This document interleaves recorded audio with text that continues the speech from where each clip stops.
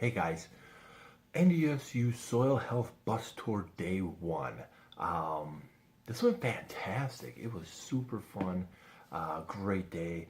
Later in the afternoon, I started kind of hanging around a couple farmers, Joe and his brother Eugene, from kind of the North Dakota area here, and we absolutely just had a ball. We laughed the afternoon away, had great conversation. It was just a super good ball or super good time. Um, they have some ground, so anytime now I hear a farmer in God's country that says, "Well, I have 4 and 5% organic matter, and I can't do any soil health stuff. I have to keep tiling, and strip till don't work, and cover crops don't work, and no till don't work." B as in B, S as in S. Because these guys are proving it. Um, with soil up to 7% organic matter, they've been proving it for 40 years of no-till and strip-till on that ground in the Red River Valley. And they said, yep, it was some challenges and blah, blah, blah, blah, just like anybody else trying to convert their farm. Your first 5 years, whatever, are kind of floundering and whatnot. But they're getting it done. They're making it happen, and they are not the only ones. It's so fun to visit and BS with them guys. Got to have dinner with Dave Franzen, Dr. Franzen, and actually got to have, other than BS, actually got to have a couple good conversations. That was so great. If you guys aren't familiar with his name or the research, just do a quick Google. He's done a tremendous amount of research. So that was super fun. Kept it pretty casual and just had a great time. Had just a darling of a gal, Melissa from the Pheasants Forever group. And what she is doing is North Dakota, since they love their farmers, they want to invest in their farmers. A group like hers, they will come out to a farm, and with management similar to what I've talked about with through farm business management, is they will sit down and help figure out numbers and where your cash flows are, fields that are producing and not producing. Even if they're not producing, let's get the low-hanging fruit off the tree and figure out what we can do to create a revenue on that acreage. So she's a hardworking young gal, just on the tour to just learn more and to do better for her clients and customers. Great conversation with her for the day. It was an absolute blast. All the NDSU people, and there was a ton of college kids from the college that helped out to make the day a success. It was great. There was nothing like absolutely mind-blowing, earth-shattering. There was a couple comments made that you're just kind of like, what?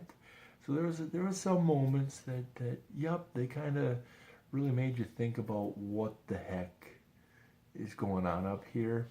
But some great examples of how the soil microbe life works. How we had a decomposition class and a fertility thing and a grazing thing, and I love the grazing thing because it came down to do what you want. There is no right or wrong when grazing on cover crops. There is so many ways to manage a cover crop grazing pasture.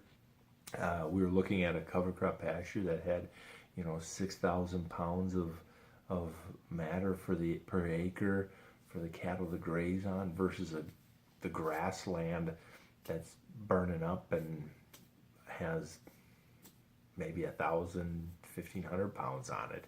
I mean, you could have baled first crop on these cover crops. You could just mob graze it. However your imagination works to get you your results is how it works.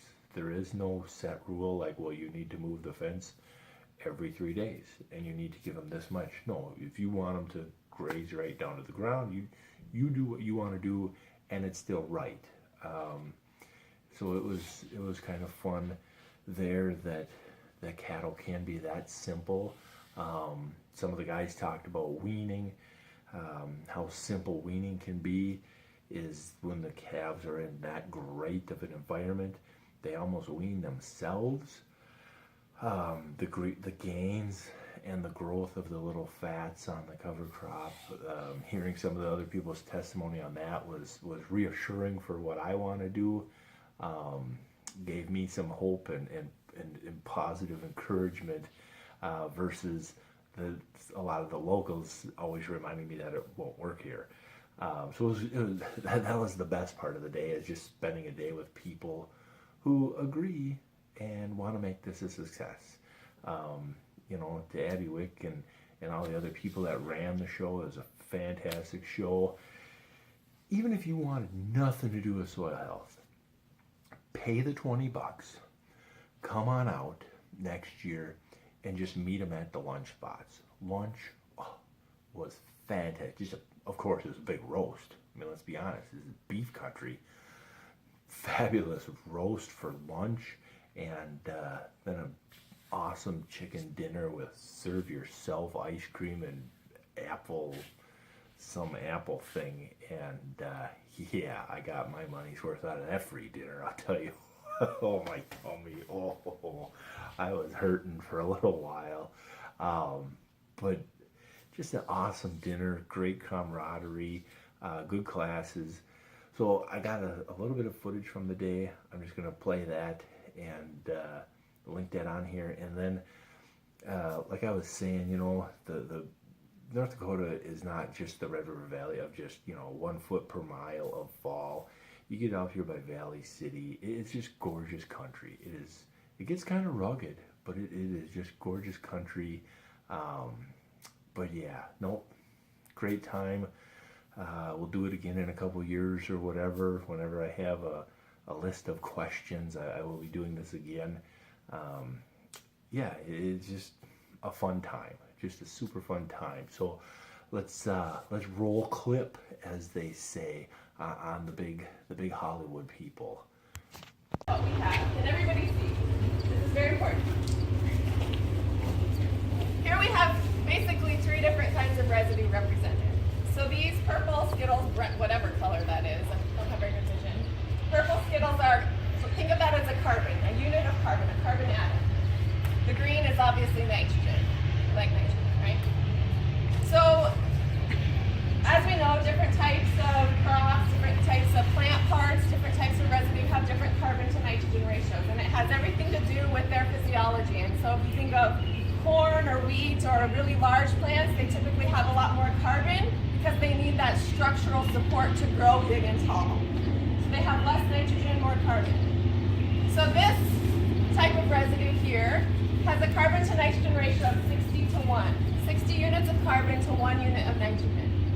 So that would be like a corn residue, corn stover, let's say. This one here is, so there are 60 carbons and 6 nitrogens. So that equates to a 10 to 1 carbon to nitrogen ratio. That would be something like, let's say like a green legume, like some clover or a young soybean plant, something like that. So high nitrogen containing plant, right? This one here has, I think, 60 carbons and 30 nitrogen. So here we're talking 2 to 1. That's like a steak.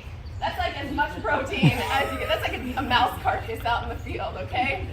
Very little carbon relative to nitrogen. This is a very nitrogen-enriched kind of tissue in nature. Most of the things are much higher in carbon that we see, okay? Everybody with me so far? This is a microbial cell. This is a bacteria. Okay, so it has 5 carbons and 1 nitrogen, 5 to 1. In order for this microbial cell to make another one, which is that's its goal in life, it has to take 5 carbons, 5, plus 1 nitrogen, so that's enough to make 1 microbial cell, but it also has to have energy to respire. It has, just like us, when we eat food, some of it builds tissues and muscle, and some of it escapes through carbon dioxide just because we use it in our metabolism. So it's going to take 5 carbons basically gonna, it's not wasting it, but those are gonna go up into the atmosphere as CO2. That's leaving the system. You with me so far? So this is gonna be our new population of microbes, and you're gonna have to be patient with me. Somebody needs to like play some music or something. I think you can see what's happening, right? So remember, this is the carbon to nitrogen ratio of 10 to 1. So this is kind of ideal. I think I missed a respiration step, right? Thanks, Joel. Okay, so a carbon to nitrogen ratio, substrate or food source of 10 to 1. Microbial biomass need of 5 to 1, but you think of it as 10 to 1 because half of that carbon gets respired. It's like the perfect ratio. Completely 100% efficient. Okay, so what happens if we want to go after some corn residue? Make a new population? You can't. You can make one new cell, right? And then what? You need more nitrogen, right? This is the situation where you have an immobilizing or immobilization environment, where any free nitrogen in the soil is going to be scavenged immediately by a plant or another microbe in the soil who wants to build more biomass because there's all this carbon available to them, and they're limited by the nitrogen. And that's why you get nitrogen tie-up the next year on corn on corn? Yep, Huh. exactly, because there's so much carbon in that system that the limiting nutrient on decomposition is nitrogen. Okay, let's talk about the steak. Wait, before I begin, what's going to happen? Guesses? Leftover nitrogen. Yeah. So I can, in the soil because of these balances. Yeah, I mean, if you just keep putting on residue that's really high in carbon, maybe you're building that particulate pool, but you're not necessarily supporting a lot more microbial growth because you might be limited by something else. We wanted to take a look at some of the equipment used for interseeding. That we can just kind of talk about broadcasting, seeding, ways to do two things at once, multiple uses on equipment. Like any other machine, it can be added in anytime also without affecting the design. It can soak in 5 inches of rain in an hour before you start seeing ponding and runoff. You compare that to some other landscape. Has anyone been down to the Niobrara sand hills in Nebraska? Sand dunes. That's how much they can take. Coarse grained sand, just like a sand beach. That's the same rate. That's how fast these soils can drain when they first come out of pasture. CRP is a little bit less just because you don't have as much root system up top, but you still have quite a bit. You can take in a 3-inch rainfall very easily, no problem. But as this soil gets denser and denser, you can kind of see it go down, and then it flattens out a little bit. You lose not as much before. Here's around planting. You can take in 1/2 inch of rainfall before you start running off. By the time you get to harvest, it's further out. If anyone's used those little cone penetrometers to see how compacted your soil is, you get up in that red zone, and your crop's going to suffer because the roots can't push through the ground. That's up here at this red line. This can hold 5 if I wanted. But kind of what I did was went out to the field and went over here to the fire break, which was a moldboard plow, and I found a bare spot out there for just an example.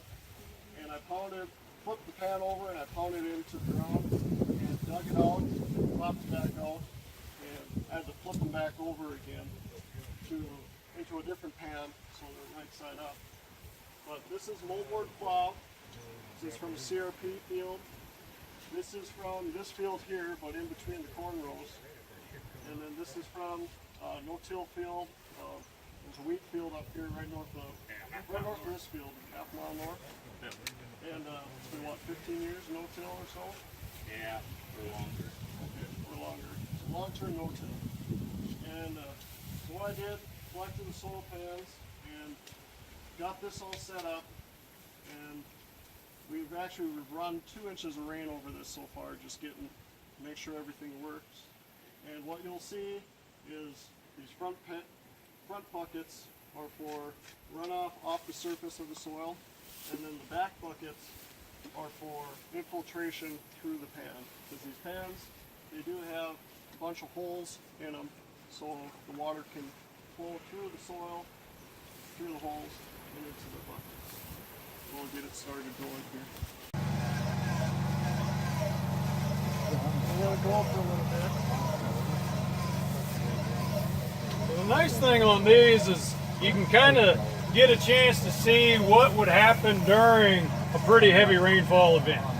It doesn't take too much time at all before we can put down an inch of rain on these pans, so this would be kind of representative of a pretty heavy rainfall. We don't have much water running off into this.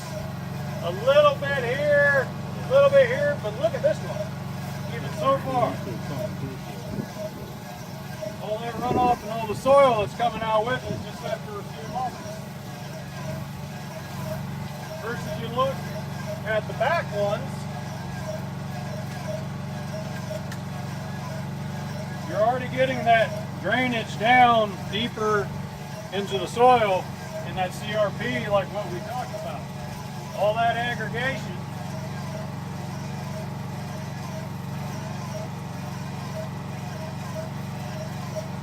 aggregation lets water flow down in between all those aggregates. Now as it's flowing down through there, those aggregates, they'll act like kind of like a paper towel if you just touch it to the edge of some spilt water, pulls the water into the paper towel, just sucks it in. Those aggregates are doing the same thing. Water flows fast down in between them, but then they're sucking up water as the water goes by them. And that water that gets pulled in and stored inside of them, that's what's available to your crop later on. The nice thing too about all those aggregates, you know, is that they will hold on to water longer than what you'd have a soil that has hardly any. That's almost like a powder. You know, planting into a soil that almost looks like it's a nice powder, has some appeals to it, is kind of what we would consider a beautiful soil or a seed bed in a lot of cases. However, we're in a pretty dry climate compared to a lot of regions where we grow crops in the U.S. The demand that the atmosphere has to pull water out of the ground is usually 3-4 times as much as what, you know, rainfall we get in a year. That's how much the atmosphere, the dry air, wants to pull up out of the ground. If you have something that's powdered up, all that soil particles in there, they have good contact with each other, well, water evaporates from the soil from the surface. So it's really easy for water down deep just to crawl up all those small pieces of soil to the surface and evaporate. It's like a straight line almost. But when you have a lot of aggregates, it's like going through the Ozark Mountains where I'm from on the road. So you got to twist and wind and go through it. And the amount of time it took me to get from Fargo to here took about an hour and a half. Down in the Ozarks, it would have taken me probably closer to 3 hours because you're going around all the mountains and ridges and stuff. It's the same way with water going up to evaporate. It just has a longer pathway to go, and so you lose less water to evaporation. It stays there longer for your crop, which is the other nice thing. You get a benefit of better drainage, and you cut down on how much water you lose from evaporation for the dry air. Well, that's looking pretty pronounced now. Do you need to move? You can see on the front row with the runoff which one sticks out like a sore thumb. The bare soil, as you would imagine. But then the amount of water that the CRP allowed to go down into that soil 1 year out of CRP, and then long-term no-till,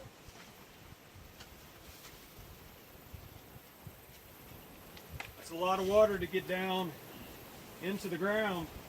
And you can tell that wouldn't have been very much ponding on the surface at all, or potential for runoff. One of the other things, when you have runoff, your low spots are going to receive more water, and they're going to pond for longer because they're getting water that didn't fall from the sky on it. So you think about evenness of your crop, how patchy your crop is throughout the year. You get soil or rainwater to go down in the place where it falls, your crop will be much more more even stands, and probably do better in the end by harvest time. And pull them up. They're very woody, they're very tough. So they'll be in there holding the soil together for quite a while. So I think Abby's getting a shovelful. Lee's got one. We're going to start passing that around so that you can see the soil structure that we have here. Okay. So you'll see the soil kind of fall apart into these kind of rounded units of ice up close. You've got kind of the sand, silt, and clay particles sticking together because the microbes produce glues and adhesives, and the roots and the fungal hyphae kind of bind those particles together. I didn't want to get my hands dirty. Sort of like rebar or netting wood. So there's physical and chemical reinforcement for holding these aggregates together and stabilizing them. The structure is great because it provides nice little microhabitats for different types of microbes, and we know that we want a diversity of those. We want the bacteria and the fungi, little pockets of water that might hold some beneficial nematodes or some other more water-loving species. You also have pockets of air that might be a good habitat for something like a mite that could be, your first line of decomposition for those residues. So I'll pass this around. It's very durable. You don't need to worry about breaking it. Take a look and see that it's just really this kind of sticky mess of soil and biology that's very resistant and causing that granular structure that you see. That I can hear it moving and pushing through the roots. The crunch. The crunch. Yep. And you can feel it's a little bit stiffer because of all that structure there. And then you can push it down and it slides pretty easily. And then when you pop it up like that, does it come back and hit you in the face? Hopefully not. I've had that happen before. It's embarrassing. But it comes up in one big chunk of soil. And then you can literally throw it around if you want, and it stays intact. Now, when you drove in here, folks, did you see the gravel pits? I hope you did, because they're all over. This is a very sandy soil. Now, if you took the shovel in the beach and went like that, you think you'd have a chunk like that come up? No. All right, so that's really important that this soil holds together and sticks together and stays together. It's the sand. I'm super excited about it. The sand comes up in a chunk of dirt, right? A chunk of soil that's holding together. Is this going to wash away or blow away? And then what color is it? Well, that's about as black as it gets, right? The last beach I was on wasn't very black. So when you think about the high sand content in this soil, the fact that all of that organic matter, all of the stuff that Kaylee talked about this morning, the humus, the active organic matter is right here. And that's super important. One from a till field that was fairly compressed, and then one from a no-till field or something really aggregated like this. And if I had that example, I think you'd hear the same thing, but I think we dropped them both at the same time. And it was amazing, the thud on this was way less than the thud on that piece of soil that was very dense and compacted. So that's something else. I know it sounds super sciencey and The thud test. the thud test. And they want to do soybeans, and I'm okay with soybeans, but I would like to do field peas because field peas are planted early, they need water early. We're most likely going to have rain or snow melt early, that we can manage it, and then we could come back in with a cover crop. So 15 inches of rain. For silage, do you have a projection on tonnage, or ear corn, do you have a projection or a goal on grain yield?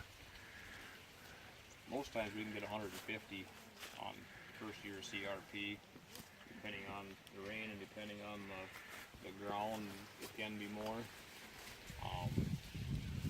I'd say here we got it made for grain corn already, so it's silage wise, I don't know. We don't keep track of tonnage. It's just loads, and you just chop till you get a big enough pile. So I can tell you that. But, Yep.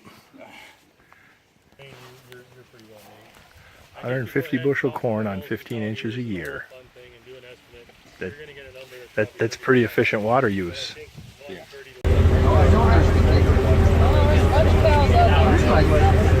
Grow.